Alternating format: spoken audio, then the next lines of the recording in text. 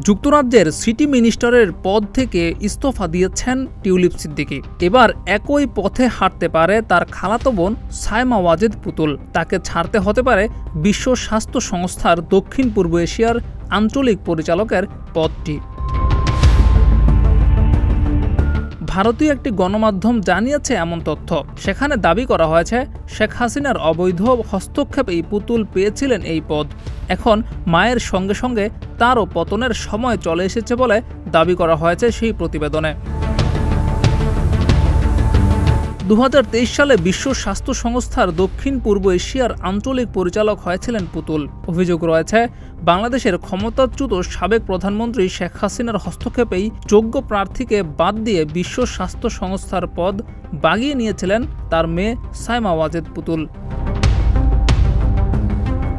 পুতুল যখন নিয়োগপ্রাপ্ত হয়েছিল তখনই অভিযোগ উঠেছিল মনোবিজ্ঞানে স্নাতকোত্তর ডিগ্রি অর্জন করা পুতুল বিশ্ব স্বাস্থ্য সংস্থার আঞ্চলিক পরিচালক হওয়ার যোগ্য নন। অভিজ্ঞ এবং যোগ্য প্রার্থীকে বাদ দিয়ে শুধু স্বজনপ্রীতির কারণেই তিনি মনোনয়ন পান। এমন স্বজনপ্রীতি বিশ্ব স্বাস্থ্য সংস্থার গ্রহণযোগ্যতা নষ্ট করবে বলে অভিযোগ করা হয়েছিল তখন। 2023 সালে ব্রিটিশ গণমাধ্যম ফিনান্সিয়াল টাইমস পুতুলের যোগ্যতা নিয়ে প্রশ্ন তুলেছিল।